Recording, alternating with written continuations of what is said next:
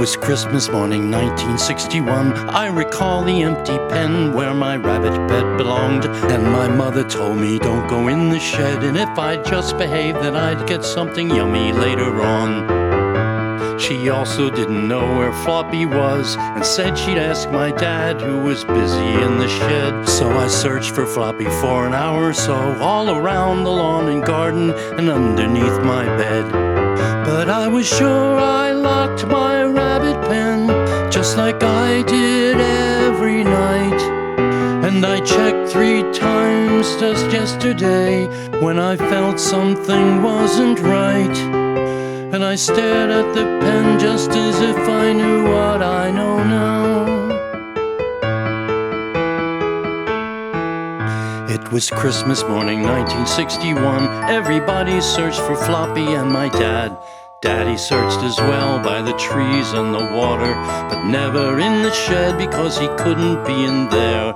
So I shook my head. We searched together, then we took a break for coffee. Everybody drinking coffee, but I didn't have a drop. I thought of Flappie and how cold it was at Christmas, and then I started crying and I couldn't make it stop. 'Cause I was sure I locked my rabbit pen, just like I did every night. And I checked 3 times just yesterday, because something didn't seem right. And I stared at the pen as if I knew what I know now.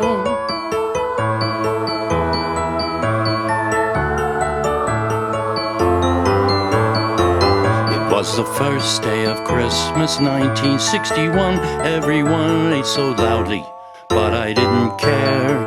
I could only think of Flappie, my dear little Flappie, and my appetite for food just wasn't there. After the soup, the main course would arrive, and my father laughed and pointed, look, it's Flappie in the pan. I still see the silver bowl and him lying in 3 pieces, and I realize my dad is such an evil man. I left the table screaming and stamping, and I cried on my bed for hours and hours. And I stood cursing loud at the top of the stairs, yelling, Flappie wasn't yours. I stared out the window with the empty rabbit pen on my mind. It was the second day of Christmas, 1961. Mom remembers when she woke. Daddy was gone, and I told her not to go into the shed, and if she just behaved, she'd get something. Tell me later on.